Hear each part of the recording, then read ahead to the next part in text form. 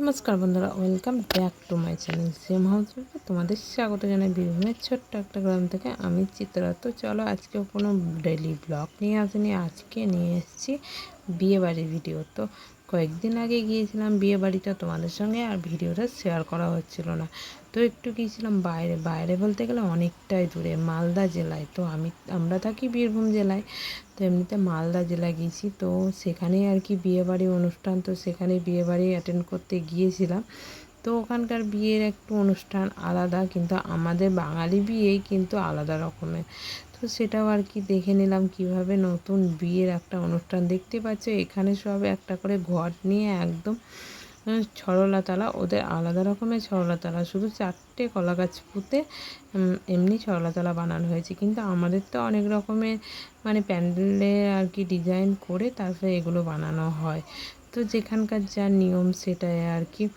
তো চলো, তারপরে সকলে এবার যাচ্ছে ঘাটে। ঘাটে বলতে গেলে পুকুর ঘাটে। তো পুকুর ঘাটে এখানে যেয়ে নাকি কি একদম অনুষ্ঠান হবে। তো চলো আমার সঙ্গে তোমরাও দেখতে চলো। তো এখানে সকলে মিলেই চলে এসেছিলাম মালদা। সকলে মিলে বলতে গেলে বর আসেনি, আমরা জায়েরা সকলে, আর আমাদের একটা ভাসুর আর ছেলে মেয়ে সকলে মিলে আর কি চলে এসেছি। অনেকটা দূর, বুঝতেই পারছো। তো এতটা অবস্থা খারাপ আমার, এমনিতে তো বাস জার্নি প্রচণ্ড অসুবিধা। তো তারপরে আবার যাওয়ার সময়তে বাসে গিয়েছি, তো গিয়ে তো একদম অসুস্থ, মানে এতটা বমি কি বলবো তোমাদেরকে। বাসে আমি যতটা করেছি আমার ছেলেও ততটা, কারণ আমাদের না বাস জার্নি একদম পছন্দ না। আর কি বলবো বলো, মানে ট্রেনের টাইমটা একটু মানে অন্য টাইমে ছিল আর কি। তো ভাবলাম যে বাসেই চলে যাব। তো এতটা দূর যে মালদা থেকে আবার অনেকটা যেতে হবে সেটা বুঝতে পারিনি।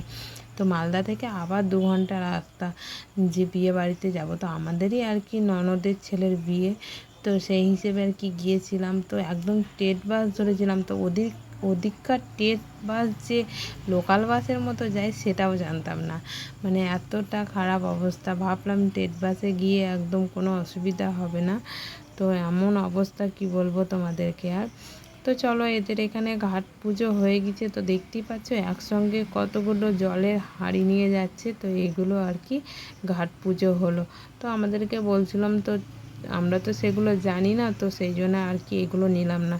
তো এই হাঁড়ির উপরে আর কি প্রদীপ জ্বলছে, তো সেগুলো নিয়ে যাচ্ছে। তো দিনের বেলায় তোমাদেরকে অতটা দেখাতে পারলাম না, কারণ প্রদীপটা তো রাতেই বেশি প্রকাশ দেয়, তো দিনে তো অতটা দিচ্ছে না। তো তারপরে দেখো এখানে মন্দিরে চলে এসেছিলো। তো মন্দিরে কিছু পুজো করে তারপরে এবার যাচ্ছে বাড়ি। তো দেখতে পাচ্ছ কত লোকজন, মানে সকলে আর কি মেয়েলি ব্যাপার, তো সেই হিসেবে মেয়ে যতগুলো ততগুলো লাগবে আর কি, সেই জন্য। আর এই যে এখানে সন্ধ্যাবেলায় এবার বিয়ে বাড়ি। তো বরযাত্রী গিয়েছিলাম, তোমাদের তো আগেই বললাম যে বরযাত্রী গিয়ে এতটা অবস্থা খারাপ ছিল যে তোমাদের সঙ্গে আর ভিডিওটা শেয়ার করতে পারিনি। তো 3 দিনকার ভিডিও একদিনে শেয়ার করছি, কারণ বিয়েবাড়ির ভিডিও 3 দিন, ছেলের বিয়ে তো 3 দিনে হয় বলো। তো এখানে আবার সন্ধ্যাতে বউ আনতে যাওয়া, কারণ কাছেই আর কি। তো বিয়েটা হয়েছে দূরে, কারণ এখান থেকে বাড়ি ঢোকার আগে আর কি বউ আনতে যেতে হয়। এদের এদিককার এই নিয়ম, কিন্তু আমাদের এদিককার তো এটা নিয়ম নয়। আমাদের এদিককার তারপরের দিন সকালে চলে আসে, কিন্তু এদের না, এদের আর কি তারপরের দিন সন্ধ্যায় বউ আসবে। তো এই যে বউ আনতে গিয়েছিলাম সকলে মিলে, দেখতেই পাচ্ছ। তো বরযাত্রী যাওয়া তোমাদের সঙ্গে আর শেয়ার করতে পারিনি, কারণ বরযাত্রী যাওয়ার ইচ্ছা আমার অতটা ছিল না, কিন্তু ছেলের বায়নাতে আমাকে যেতে হয়েছিল, কারণ শরীরটা এতটা খারাপ করছিল যে কি বলবো তোমাদেরকে। আর বললাম যে বাস জার্নি আমার পছন্দ না। তো চলো, বউ নিয়ে সকলে চলে এসছে বাড়ি। আর এদিকে দেখতে পাচ্ছ গোটা গ্রাম মনে হচ্ছে একদম বউ দেখতে চলে এসছে, কারণ আমাদের এদিকে এরকম তো হয় না না। তো এদের এদিকেই দেখছি যে এতটা লোকজন সকলে মিলে একদম খুব ভালো লাগছিল। তো চলো, বউ চলে এসছে। তো এইখানে কিছু তো ঘরোয়া অনুষ্ঠান হবে, সেগুলোই আর কি হচ্ছে। তো সেগুলো তোমাদের সঙ্গে শেয়ার করব যতটা পারবো ততটা। এই যে এখানে ঠাকুর ঘরে ফার্স্ট টাইম চলে এসছে, তো ঠাকুর ঘরে আগে প্রণাম হবে এখানে। তো আমাদের তো এগুলোও আছে আর কি বিয়ে বাড়িতে। তো তারপরে হবে আশীর্বাদ, তো সেগুলোও আর কি সকলে এক এক করে সেরে নেবে। তো এইটা হচ্ছে ছলাতলা। তো তারপরে দেখো এখানে চলে এসেছি বউ ভাতের অনুষ্ঠান, বলতে গেলে তারপরের দিন। তো তোমাদেরকে বললাম আগে 3 দিনকার বিয়ে বাড়ি একদিনে তোমাদের সঙ্গে শেয়ার করছি। তো এখানে বউ ভাতের অনুষ্ঠানে দেখতে পাচ্ছ বউ বর বসে গিয়েছে একদম প্যান্ডেলে। তো আমাদের এখানে আর কি আমাদেরই গ্রামের আর কি আমাদের জায়ের মেয়েরা ও আর কি একটা এখানে অনুষ্ঠানে গান করছে, তো সেটাও তোমাদের সঙ্গে একটু মতো শেয়ার করে নিলাম। তো ও আর কি একটু মতো গান শেখে, তো সেই জন্য ও গান করতে পারে বলে ওকে বলেছিল স্টেজের মধ্যে একটু মতো গান করতে। তো এখানে গানের অনুষ্ঠান কিছুটা বানানো হয়েছিল। তো এখানে ছেলে মিলে আর কি কয়েকটা ছবিও তুলে নিলাম আমরা।